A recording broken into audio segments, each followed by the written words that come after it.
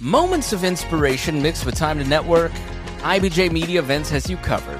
From industry deep dives to awards celebrating Indiana's top leaders, see what's coming up and reserve your seat at ibj.com/RSVP. This is the IBJ Podcast for the week of Monday, October 27th, 2025. Brought to you by Taft. I'm your host, Mason King. Welcome back to the podcast, everybody. We've developed a fairly romantic ideal of entrepreneurism in recent decades, closely connected to startup culture and the brave souls who want to create something that can disrupt a product type or even a whole industry. But for a variety of reasons, a growing number of aspiring entrepreneurs of all ages are choosing to become business owners by acquiring a company rather than starting one from scratch. Among the benefits, folks who acquire companies are working with products or services that already are proven in the marketplace. They can immediately start paying themselves from existing sales.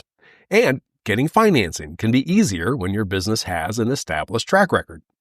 Our guest this week on the podcast is a great example of the surging interest in ETA, that's shorthand for entrepreneurship through acquisition. Pat East and his wife founded a digital marketing company from scratch in the early 2000s and turned it into a behemoth with 75 employees and $10 million in annual sales. They sold it in 2020, which allowed East to focus more on his other role as executive director at The Mill, a nonprofit Bloomington co-working space and entrepreneurship center. He recently stepped down from The Mill in hopes of getting back into business for himself, and he discovered that Indiana doesn't have a very robust community for aspiring entrepreneurs interested in ETAs. So he's hosting meetups across the state to help fill that gap while he searches for his opportunity. In this week's episode, East recounts his early years as an English major who got in on the ground floor of digital marketing, his exit from Hanapin Marketing, and what he has learned about the process of buying businesses, as well as the red flags entrepreneurs should beware. Here's our conversation. It's my pleasure to welcome to the podcast Pat East, an entrepreneur, an investor, and former executive director of The Mill in Bloomington. Thanks for joining us today. I'm excited to be here. Thanks for having me, Mason. I appreciate it. Let's take a quick spin through your LinkedIn profile real quick. Yeah, let's do it. I immediately was attracted to this nugget of information. You earned a bachelor's degree in English. Yes, that's in right. In the year 2000 from Wabash University. What was the plan for the English degree? Yeah, so the short version of this was I was really good at everything but English in high school. That's kind of the punchline. And so when I got to Wabash, my plan was to major in math, and that went by the wayside really quickly. They just taught math differently. Then I switched over to history. Really didn't like that. Switched over to Spanish, and that seemed to go a little bit better. And then, Wabash is a really, really rigorous school, and I just thought I need to major in something a little bit more academically related. Not that Spanish isn't that, because you actually have to, interpret text, but in a different language. So it's really difficult. But I just wanted something a little bit more traditional. It's liberal arts. And so by this time, I had wasted about a year or so trying to figure out what I was going to do. And at Wabash, there's a couple of unwritten rules. It's a very traditional school. Everybody graduates in 4 years. That's one of the unwritten rules. The other unwritten rule is you have to declare your major by middle of your sophomore year, and you can't say undeclared. Those are the rules. And so by middle of my sophomore year, the only major I could choose was English. That was the only thing that I could graduate in 4 years. I could double and triple up on classes, so I could catch up. I was pretty objectively Wabash College's worst English major of all time. It took me a while to get my footing. I had some really great professors kind of help and nurture me along. Dr. Herzog is he took some early bets on me and saw some nuggets that he kind of shined along the way. And, at the very end of your 4 years at Wabash, you take senior comprehensive exams. And this is the part where objectively I'm the worst English major in the history of Wabash College. Between me and my best man, we failed senior comprehensive exams 5 times. And so I like to say that we're proof that you can still be successful even if you're long term, if you're not successful at one aspect of college. And so, but all of that taught me a few really good lessons. One is you just have to stick with things, right? Like you have to have a lot of persistence, and even if you're not great at something, you have to figure out how to get along. A lot of it was listening to professors and, working at this thing that I really wasn't good at, and having enough humility where I wasn't getting defensive about not passing senior comprehensive exams. But long term, it was really great for me because really in business, especially in technology and startups where everything is changing so quickly and nobody teaches it to you, it's all self-taught. English is really just interpreting the world, right? It's interpreting text and having the ability to figure out and justify what your reasoning is. And that's really all business is. So after graduation, you almost immediately take a job with a company called Author Solutions. What was that company and what was the job? Yeah, so Author Solutions was a book publishing company. It was actually started by a Wabash graduate. That's how I ended up getting the job. We had the CEO, one of the co-founders, came to Wabash, and he was interviewing for internships and sales positions, neither of which I wanted, but it was April, and I was about to graduate in May, and I hadn't started looking for a job yet. And I don't think mom and dad know this part of the story just yet. And so I interviewed with him just to get some practice, and he took a look at my resume and said, "Hey, actually, I think here's this other position that would be great for you that we're not hiring for, but like we need to free up this other person." And thank goodness the head of the career services there, he said I was Wabash's #1 senior and that this guy had to hire me. To this day, I have no idea why he said that, but I'm thankful he did. I have a couple guesses. But I ended up getting that job, and it was in book publishing, and specifically it was called print-on-demand publishing. And so it was really kind of the start of my career in innovation companies. And so print-on-demand, it was digital printing. You could literally print one book at a time. So no longer did you have to be a New York Times bestselling author to get a book deal. You didn't have to have a print run of 50,000 books. You could be a first-time author. You can have your book that maybe is one of the best books in the world, but only has an audience of like 25 people, right? Because it's such a niche book. And you could get it published. And so that was the first job out of school, or first company out of school. Specifically, I was in author promotion. So I was helping promote authors. That led to a job where I was helping create services to help promote authors, so more of a product development job.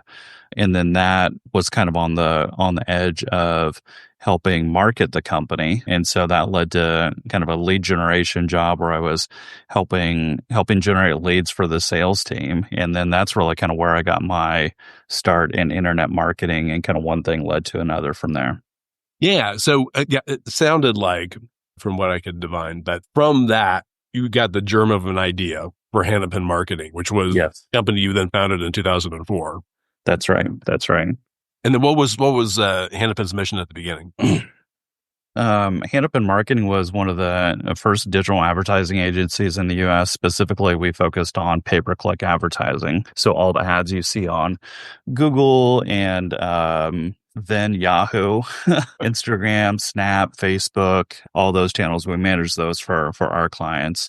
And the way I started that company was, we had really kind of built the Author Solutions business on the back of a lot of internet marketing. We had done pay-per-click advertising, and we had done email marketing. And this was around 2000, so super, super early on.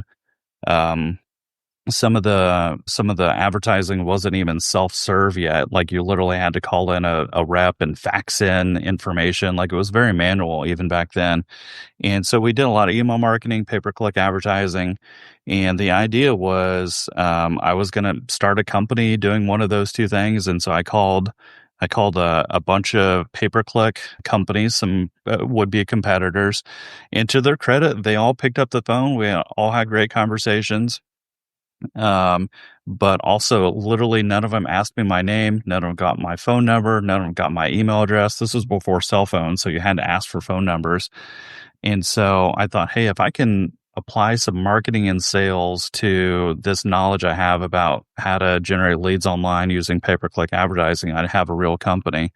And so my second idea was to be an email marketing company. I didn't even get to that idea. I was like, pay-per-click is it. Felt like we had a lot of momentum. And so I just ran with pay-per-click at that point. And you didn't have, as far as I know, any sort of technical expertise, anything that you learned at Wabash about digital marketing, about the technology behind it. You just kind of figured it out as you went. Yeah. I mean, I think that's an accurate characterization. I mean, Wabash is, I had my English degree, and so I knew how to interpret things, but like there was no technical background. Maybe the most technical skills I had were building my fraternity's website, and so I kind of understood that. And we had an email newsletter, so this was late 90s. And so, we were emailing our alums. That's actually how I knew the co-founder of Author Solutions he was the number one email address on our list, our fraternity list. And critically for our conversation today, you started this company, I understand, with $2,000. Yes. Yeah, that's right. So, and then you never took on investors and you never took on debt. Yeah, we never took on investors. Never took on debt other than a line of credit, which we used a little bit. But then after a couple years, once we had enough cash flow, like we never actually touched it. The story behind the starting the company is that the company would have started without my wife. So for our anniversary one year, she gifted me a laptop. That was the $2,000 and said, hey, you need to start this company that you've been, you need to stop complaining about your job and start this company. And so that's how I started it. That was November 2003. And then by February 2004, I had started the company. So your wife was the co-founder. It's you and your wife. Yes, absolutely. She was the co-founder. And I hate to do this because I'm sure there are a million stories here, but I'm going to jump to the year 2020. Please. What had the company grown into by 2020? Yeah, so by 2020, we had about 75 employees. Majority of them were here in Bloomington, but we had a lot of remote workers as well to kind of tap into national talent. We were doing about 10 million in sales annually. We had clients all over the world: Weather Channel, UGG Boots, American Eagle, IBM, Home Depot. I mean, it was just a roster of amazing clients. We had a couple of conferences that we produced annually, one in the U.S. that we kind of rotated among cities that we wanted to visit, and then one in the U.K. every year in London. And then at that time, also by 2020, I was out of the day-to-day operations in the business. We had a president and department heads who were running everything phenomenally for us. And also I was getting a little bit tired of the business. And so we were just in a position where we could, give them more responsibility and autonomy, and I could take a little bit of a break. And so, yeah, we just had a phenomenal team that was really running everything on our behalf. And then were you approached by the company that acquired you? Yes and no. So the company who acquired us was called Brain Labs. Their CEO, we actually invited to speak at our conference one year. And so I remember he's from the UK. He flew in specifically for this 45-minute speaking slot, spent the night there, and then flew out the next morning. And so he clearly knew about us. We had hired an M&A broker, and so he actually facilitated the deal. I'm not sure who actually approached who first, but we clearly knew each other and were comfortable with each other already. But you had already contacted a broker because you were interested in exiting? That's okay. Right. Yeah. We wanted to, Jamie and I were at the point where the company was growing really well. It was growing well without us, but we wanted to kind of capture all that value that we had created over the years. Mm-hmm. And also by that time you had started working at the mill. That's right. Explain what the mill is and what you did there. Yeah. So the mill today is a tech entrepreneurship center, and in my opinion, one of the best tech entrepreneurship centers in the Midwest. We got a lot of help from other folks who have been doing it longer and better, like Launch Fishers and Matchbox in Lafayette. But it's a tech entrepreneurship center, so we offer co-working, private offices. There's an event space. There's a code school. We recruited remote workers. We had statewide pitch competitions. We had pre-accelerators. Really anything related to helping tech entrepreneurs get their start and support. That's what we offered, up to and including an actual venture fund too. We knew that capital is one of the keys for helping tech companies grow, and we can have all these wonderful services and support in this phenomenal building. It was a 100-year-old furniture factory that we renovated, but if we didn't have capital, everything else was kind of for naught. And so, yeah, we started Flywheel Fund, and that became a separate company on its own, and was one of the top 5 most active early stage investors in the Midwest when I left. So when you came on, was it essentially just a co-working space? Yep, 100%. Yep, it was just you added all this stuff. Yep, that's right. And in fact, I came on board to the mill maybe a year before it actually existed. So somebody else had this idea, and they were working on it, and they had the financing figured out and the partners figured out, but they needed an entrepreneur to run it. And I left the day-to-day operations of Hanapin already, and was trying to be helpful to folks. And I think folks knew that, and so I got recruited for the position. And so for the first year or so, yeah, it was 100% like pure co-working. And then after that, a little bit accelerated by the pandemic, like we figured out, okay, we need to add other services beyond just co-working, not only for entrepreneurs and to support them, but for revenue streams. Co-working is a really, really tough business to be in. And so we added a bunch of other revenue streams and support services. You left the mill in January. Is that right? That's right. Okay. And then why did you want to go?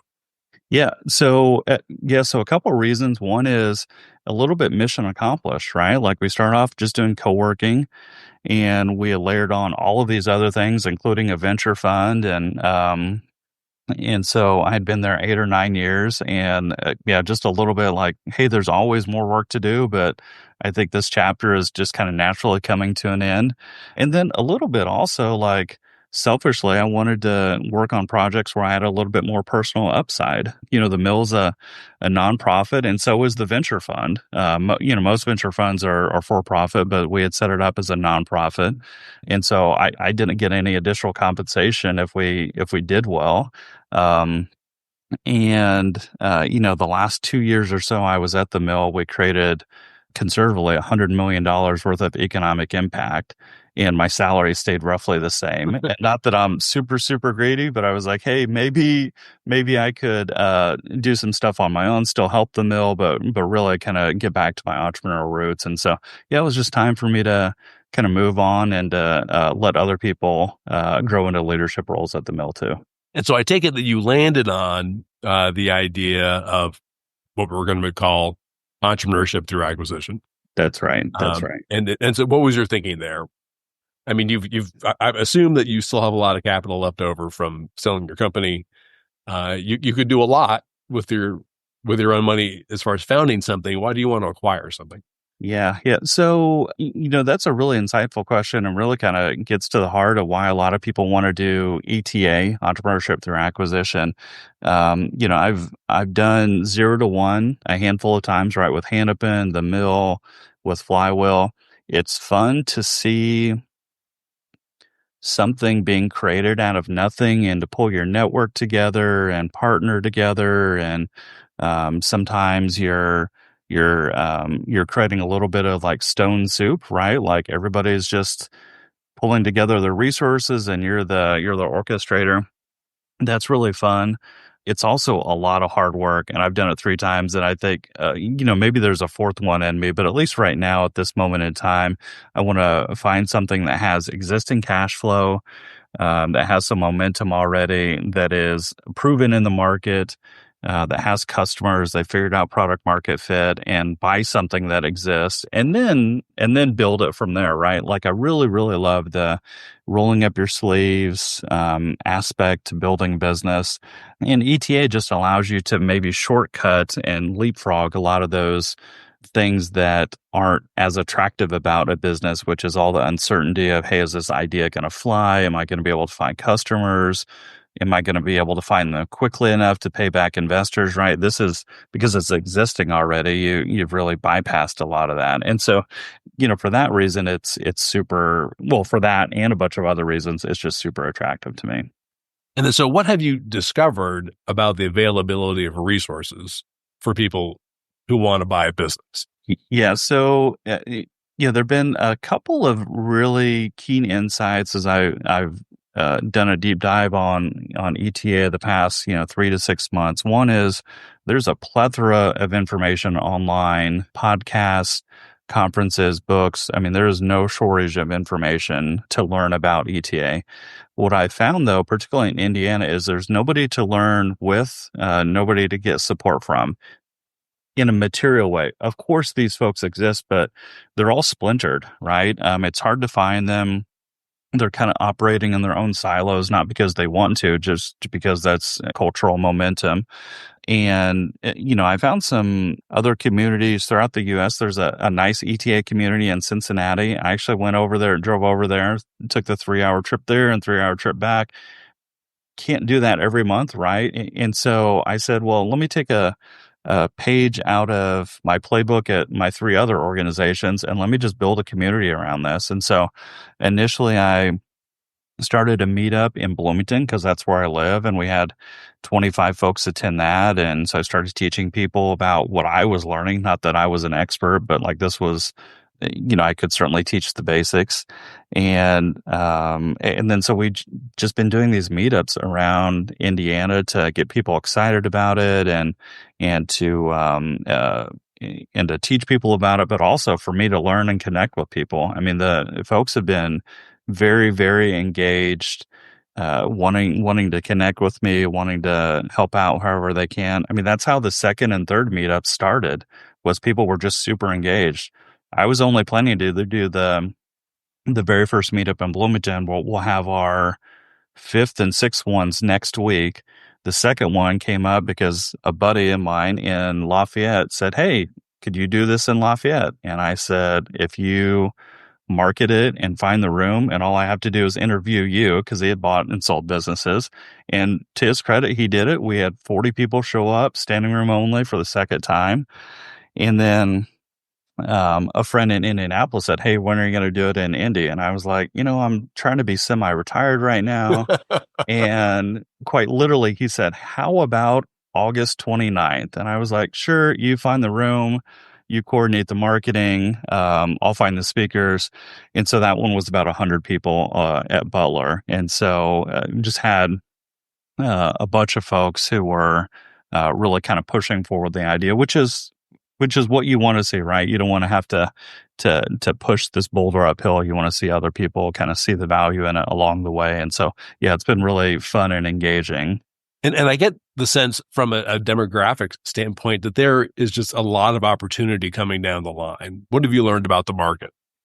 Yeah, there's the market size is one of the other things I really like about ETA. So over the next decade or so, there's supposed to be about $10 trillion worth of businesses that change hands. It's supposed to be one of the biggest wealth transfers in the history of the United States, mainly because baby boomers are getting ready to retire or are retiring, right? It's about 1,000 a day or so that they're retiring. Some of these businesses will get passed down to family members. Other businesses will just dissolve, which is a shame because these people can sell the business and capture some of that value they've created.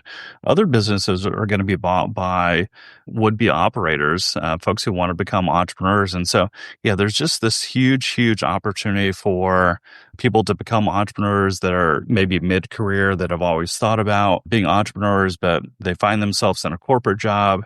They've got family and kids and college tuition to pay, and they think that the only way to start to become an entrepreneur is to start a business. And usually, when you're starting, right, that means you're not getting paid, and so they reasonably, I think that's not an option for them. And so ETA is a way for them to become an entrepreneur, to have a little bit more control over their destiny. It's also a way for communities to stay intact, right? There's this hollowing out of America that is a true and real thing that's happening, where folks are moving from smaller cities to bigger cities because there's more amenities, there's more opportunity. And if some of these businesses don't transfer hands to somebody within the community, like you may end up in a city like where I grew up in, Martinsville, it's 10,000 people. You may grow up in a city that doesn't have an HVAC company. And so the residents, their only option will be to find somebody in Bloomington or Indianapolis, and they're going to charge more, right? Because they have to drive there. And so long term, this is a really healthy trend for communities if more people can actually buy businesses and we can facilitate this transfer from one generation to the next. Okay, let's take a quick break so we can hear from our sponsor. This is the IBJ Podcast. Taft, today's modern law firm, with more than 800 attorneys in 8 primary Midwest markets and the District of Columbia, we provide solutions to the business issues facing middle market and emerging companies alike. We do this through a highly collaborative and inclusive team approach. Taft, the modern law firm. To learn more, visit taftlaw.com. All right, we're back with this week's edition of the IBJ Podcast and my conversation with Pat East about new opportunities for entrepreneurs who would rather buy a business than create one. Are there particular kinds of businesses that are lending themselves, to being attractive to ETA prospects? I mean, you mentioned, for example, HVAC. I don't know if there is a whopping amount of home services companies, for example, that are likely to change hands. Yeah, definitely home services is one of the areas where there's a lot of interest. Part of that is because it's something that is accessible to everybody, right? There's a lot of homeowners and, rightly or wrongly, you're like, oh, like I've mowed my own lawn. I could run a lawn care services business. It's also partially because the economics of these companies are really good, right? And so that's why private equity has really had a strong interest in HVAC companies, and that actually works for individuals in their favor because a lot of these owners don't want private equity to come in. They've heard not great things. Stereotypically, private equity companies buy a company and then they quote rip and strip, right? They try to maximize as much shareholder value, and sometimes that's that's the really right thing to do because you're driving out waste. Other times that means that you're not honoring the legacy that the owner has built, and maybe you lay off some employees, or maybe you're not treating customers as well because it's more profitable not to treat them well, and so there's that aspect too. I think long term, beyond just home services, like really any type of business that exists that needs to be transferred, whether it's a real estate company, property management services company, it's a magazine, it is a retail shop on literal Main Street, it's a bakery, it's a restaurant. All of these at some point need to trade hands. But definitely to your question, there's a definite interest in home services because that's what people know, but the margins on those companies are really attractive too. How, I assume that there's a difference, but how is this different from like getting a franchise? Like for me, getting the rights to open a new Chick-fil-A. That is a phenomenal question. And so they're really two sides of the same coin. So, if you are interested in buying a franchise of company, likely one of the reasons you're interested in buying it is because of the certainty of success, right? Like they have a proven profitable system. You have to pay into that and buy into that. But you're buying into that because they're already doing marketing. There's already momentum behind it. You're not the first one to do it. It's not your own idea. And so while you have to share in the profits, like the chances of success are going to be higher. Now for ETA, you could buy a franchise, right? And so that's not excluded from ETA, but specifically it's usually individual companies that folks buy. And so, similar to franchising, you're buying an existing profitable company, you're buying an existing system, you don't have to create everything from scratch. Maybe the big difference between, buying an individual company and a franchise is you just have a lot more autonomy, right? You have a lot more ability to say, hey, I like this, let's keep this. I don't like that, let's change it or let's do away with it. Like you really have full control. And sometimes that's great because you're making really good decisions. Other times, that's not so great because you're making all the decisions and you're the owner and everything comes back to you, right? Whether it's good or bad. And, some of these companies, even long term, like if you're buying an individual company, like there may be an opportunity for you to figure out, okay, here's a system I've set up. Long term, I could franchise this, right? And so ETA and franchising are really kind of two sides of the same coin. They're very different, of course, but they're two sides of the same coin. Now, demographically, I assume that I fall into one of the groups of people most likely to go to one of your talks, right? I'm, kind of in my 50s. Yeah. Been a corporate drone. Maybe I should have that part out, but I've been working in the corporate world for a long time. And then I'm interested maybe in building something of my own. And as you say, have more skin in the game before I retire. The first thing that will come to my mind is like, what is the barrier to entry? I mean, is there a minimum investment that I can expect? I know that there's a broad range of companies out there, but when I come to one of these things, you're going to tell me, well, just to be fair, I need to tell you, you're going to need at least $100,000. Gotcha. I think that's a very astute question because as folks are thinking about becoming an entrepreneur, if they're in their 40s or 50s and they've got an existing lifestyle that they not just want to maintain, they have to maintain, right? They've got tuition payments to make. The financing component of this becomes a true and real consideration. And so, what I would tell folks is that owning a business is much more accessible than maybe what you think it is. If there's a $2 million a year business out there, I'll skip and spare everybody the math, but you can buy a $2 million a year business for about $100,000. And that's not nothing. That's still a significant amount of money.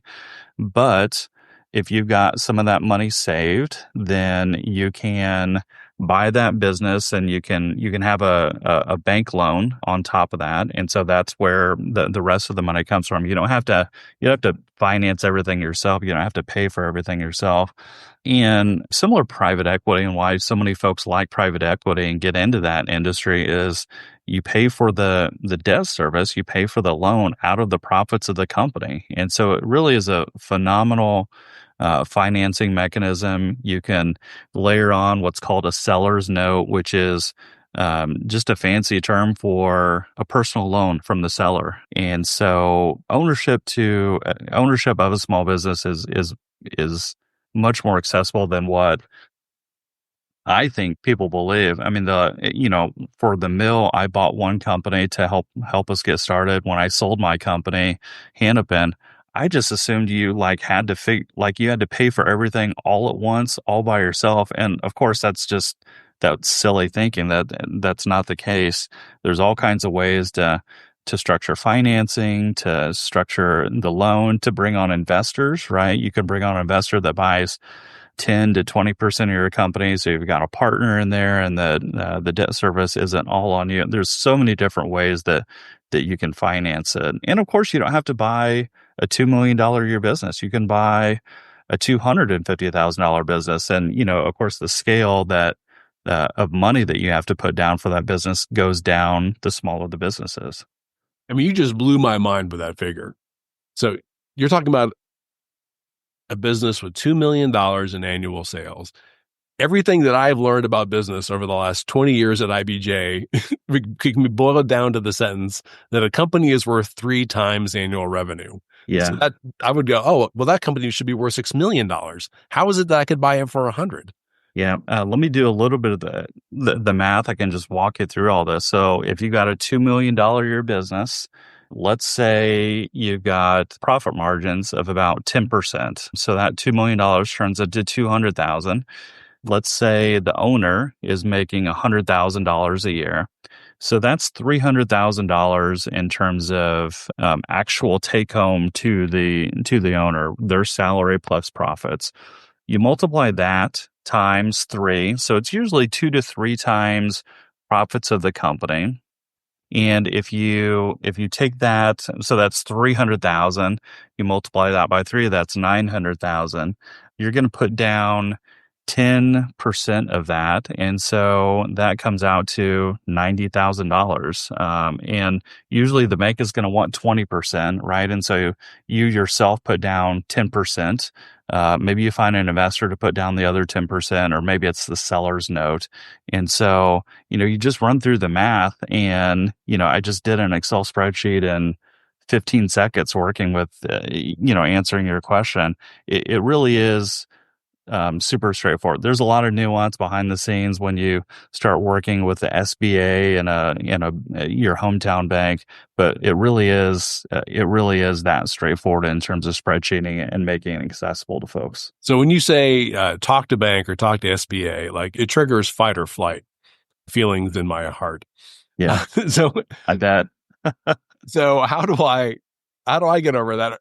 Is there somebody who can help me kind of navigate the financing part of this? Yeah. The short answer is yes. There is a ton of people that can help you or anybody else navigate the financing portion. And what I would say is, in my learnings about ETA over the last 3 to 6 months, everybody is very happy to teach and meet with you and explore things and spitball. And they've just been very generous with their time. And so bankers are at the top of that list. Specifically, I'll mention, the folks at Huntington Bank are top 10 in the nation for SBA lending. First Internet Bank, which is headquartered in Fishers, they're top 10 in SBA lending. And so all these folks there, I mean, this is their job, is to process and finance loans. And part of that means, to get those deals, is meeting with folks when it's just an idea, like, hey, I'm exploring this. How do I do this personally? How do I finance this personally? Of course, they're going to want a majority of their deals to be like, hey, this is ready to go. I've got an LOI. I figured out everything. I just need you to process the loan for me.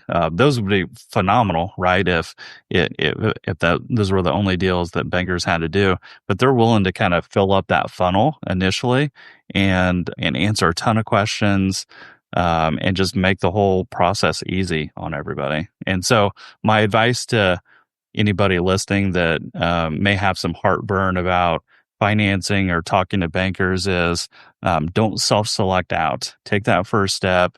Meet with your local bank. Even if you're not sure they do SBA lending, they can do traditional lending, and just meet with them.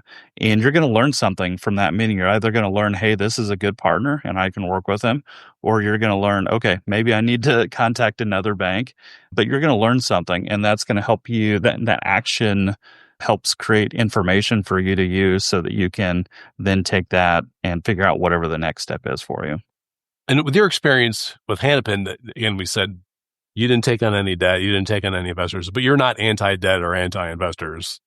No, no, absolutely not anti-debt, anti-investors. Candidly, the reason why we didn't have investors for Hanapin was I didn't know that that's something you could do. I literally thought you just started a business and you saved up money and you figured it out. Part of me likes the fact that, we didn't have any investors and anybody putting real or perceived pressure on us to grow the company in a certain way. I do wish we would have had maybe some people really challenge some thinking that had some skin in the game. But yeah, candidly, we didn't have any investors because I just didn't know that was a thing you could do. I like to, when I'm mentoring founders, I like to say, hey, we're dumb enough to start a company. We're all knuckleheads, right? We're dumb enough to start a company. We just don't know how hard it's going to be. Hopefully, we're smart enough to finish it, right? And be persistent and figure things out along the way. What are some of the red flags that I would want to look out for if I was interested in buying a business? Some red flags to maybe look out for when you're buying a business. One is you want to buy a business that has a good kind of business buyer fit, right? And so what I mean by that is like there's something in your background that makes you believe you can run this type of business. As an example, I could probably long-term figure out how to run a clothing manufacturer, right? But I don't have any background in clothing, in manufacturing, in clothing. I wouldn't know the right steps to take. I could lead a team that maybe does that, but that's not the only aspect of running that business. And so something in your background has to indicate to you that you can run this type of business. You can have lots of transferable skills, right? So if you're in corporate America and you're leading large teams, like those folks can easily lead a small business team. So just because you don't have the exact experience or exact background in that business doesn't mean you can do it. You just have to figure out what your transferable skills are. And so if you don't have those transferable skills, you're just kind of jumping into a business because it's first available or you feel like you're getting a good deal. That's definitely a red flag. Is this sort of like Warren Buffett's advice about investing, which is basically don't buy a company that you don't understand or that has a product that you don't personally use or care for? Yeah. I think there's some value in that advice for small businesses. As long as you really understand kind of what your transferable skills are, you have some background. It doesn't have to be like, hey, I've done this before already, and I'm just going to do it again. But it shouldn't be like, hey, this is a brand new industry I'm exploring. And not only have I never led a team before, like this is a brand new industry, right? If there's too many of those things layered on top of each other, it's probably not a great idea. I would advise people to, really just try to minimize as many of those areas where there's not transferable skills, obviously. But part of buying a business is the personal growth and professional growth, right? Like you want something that you haven't tackled before. And so don't get too caught up in the fact that you don't have every single skill that you may need. One other red flag that I've seen a bunch talking with other folks and interviewing them and even looking at P&Ls myself is the accounting sometimes on small businesses is not as accurate as maybe it should be, both in terms of the actual accuracy. Are we accounting for all the invoices properly? Have we accounted for all the inventory properly? Things like that, but also just like, here's how many personal expenses we're running through the business. If you find a business where they're running all kinds of vacations and food and cars through the business, like you have to modify those on your profit and loss statement so that you have a better idea of how much the business is actually worth, how much you should pay for it. A lot of times having those quote unquote toys, like, hey, I bought a boat and I bought a car. That's actually a good sign for the health of the business, right? Like maybe you aren't going to buy a boat with the profits of the company, but the fact that the previous owner did is actually a good sign that they have enough money to be able to do that. And so, there's margin in the business and that's a green flag, right? Like you want those things. Other maybe red flag, I would say, in a business is, you want you want some lieutenants in the business to stay for obvious reasons, right? They have institutional knowledge. If they leave, maybe they take customers with them or they start a competitor. And so making sure that there's multiple people there that have that institutional knowledge that you need. Again, it's not an auto DQ. It's just a red flag, right? Like you can have an owner where they are 100% of the business. They have all the knowledge. They're going to leave once you buy the company. As long as there's a transfer of knowledge, then that works. And so it's not an auto DQ that you don't have lieutenants, but it definitely is a red flag, something that you want to be aware of and just make sure that you take proper steps to mitigate. Is it a red flag if a owner wants to stay on? Is there any compelling reason to make sure that the owner leaves? that's the way to say it.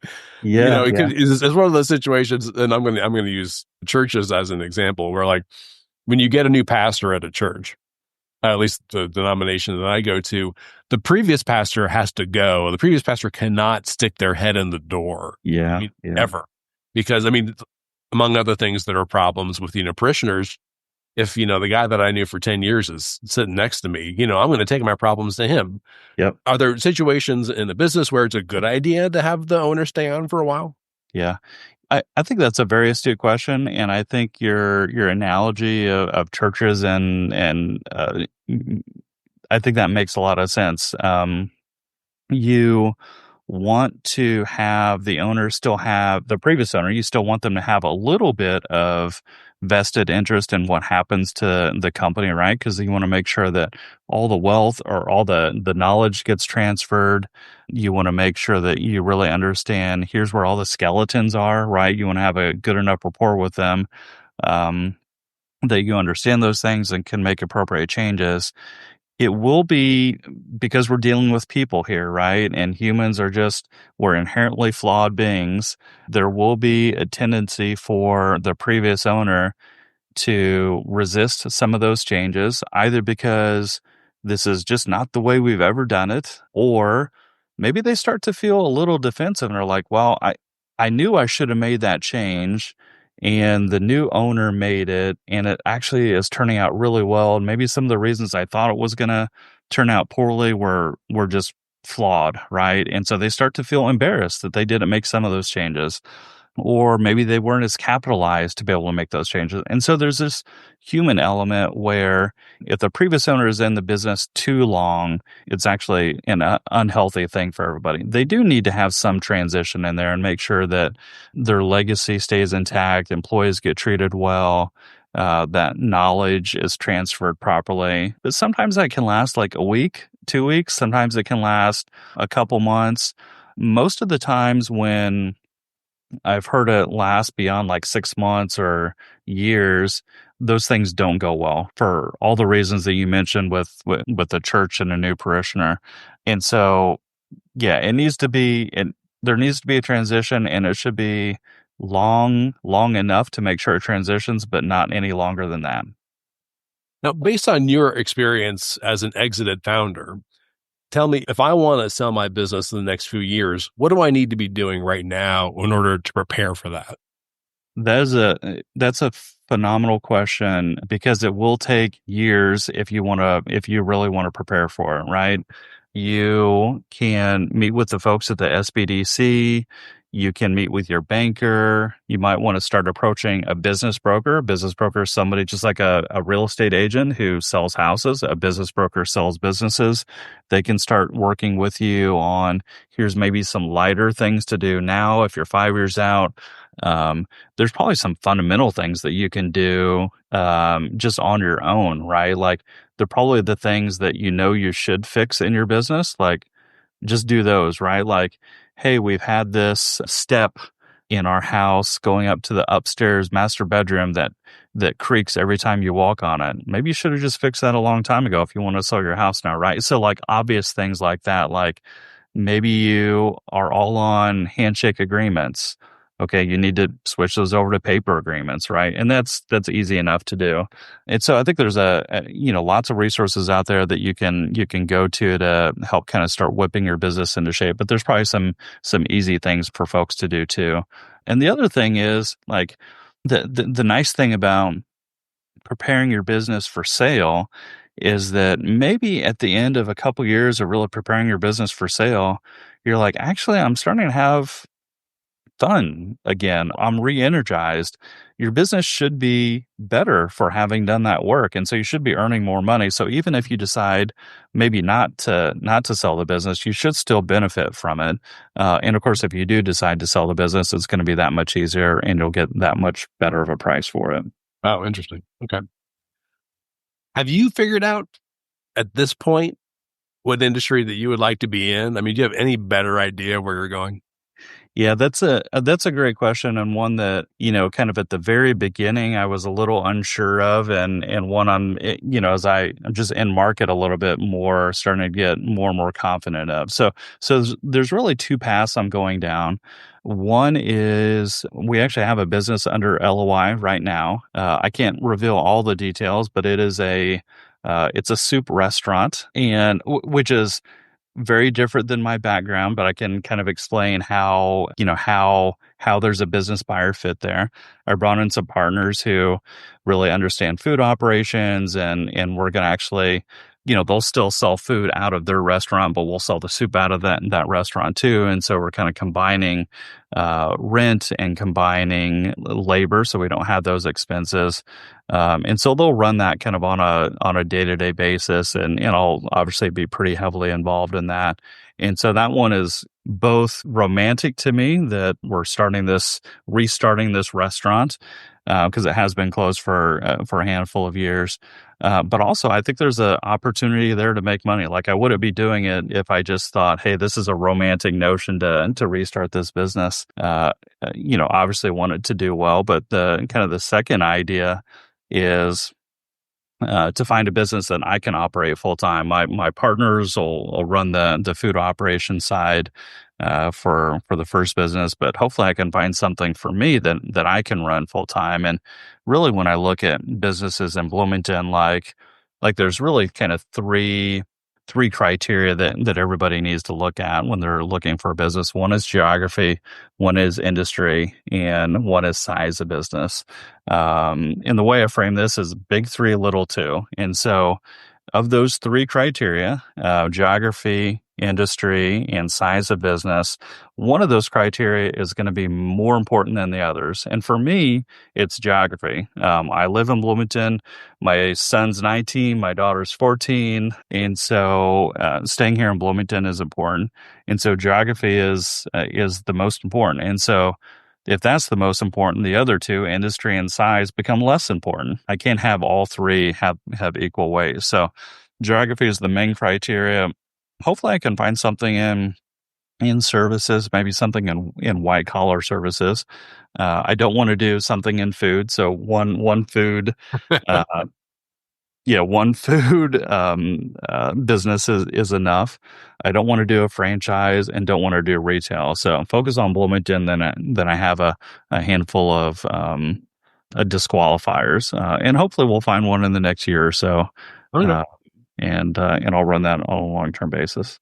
So not just one ETA, there could be two. That's right. And that's what a lot of people ultimately want to do in ETA, right? They find one business, and maybe it's a lawn care business, and then other lawn care businesses in that city, if they want to exit, like that's who they naturally call and say, hey, would you be interested in buying this? Or maybe it's somebody in another city. And so you can start layering them on top of each other. Or maybe if you're in lawn care, maybe you buy a brick paving business, right? Because they're complementary. And so there's lots of opportunities in there to not just buy one business, but to buy multiple businesses. Gotcha. Okay. Well, we'll have to check back and see what happened. Yeah, that'd be a nice follow-up episode. All right. Well, thanks for giving me so much of your time. I know you're super busy, and this has been fascinating. No, I'm happy to give you all the time. Yeah, it's fun to talk about. And, even as I'm talking through things with you, I'm like, okay, I need to sharpen my thinking on that or word this better, as I'm communicating with folks. So yeah, this has been a good exercise for me too. My thanks again to Pat East. And you can read more about ETAs on the front page of this week's edition of IBJ. And before you get on with the rest of your week, there are several other stories in the latest issue of IBJ I want to draw to your attention. First up, budget writing season has been especially difficult this year in many Indiana cities, towns, and counties as elected officials grapple with the effects of a new law that overhauled the tax systems that fund local governments. Marek Mazurek reports that they're still trying to determine how the changes will play out. Also in this week's issue, Taylor Wooten examines efforts to save historic churches in the Indianapolis area. And Mickey Shuey explains how a Fishers-based law firm has focused its work on helping clients navigate sweeping reforms in college sports. Now again, you can find these stories in the latest print edition of IBJ or online at IBJ.com. Now, I will say it is quite a bit easier to access all the latest business news and all of IBJ's data on Central Indiana's business community and economy if you're a subscriber. We're running a promotion right now that gives you complete access for $1 per week for 3 months. Just to get a sense of how valuable and original our content is, just go to IBJ.com and click on the subscribe button. And thanks again for making time this week for the IBJ Podcast. I'm Mason King. Hang in there, everybody. We'll be back again next week.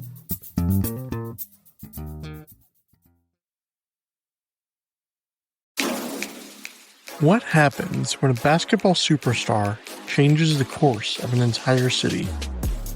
I'm Mickey Shuey, and in Beyond Clarkonomics, we tell the story of how Caitlin Clark's arrival to the Indiana Fever sparked more than just sold-out arenas. It's rewriting Indianapolis's long-term strategy for sports, downtown growth, and women's leadership. Listen at IBJpodcast.com or on your favorite podcast app. Your commute just got smarter. Turn drive time into growth time. The IBJ Media Podcast Network gives you front row access to leaders shaping Indiana's economy, culture, and future. No filler, just smart, relevant, local storytelling you won't get anywhere else. Find all of our shows by searching IBJ Media in your podcast app or visit IBJpodcasts.com.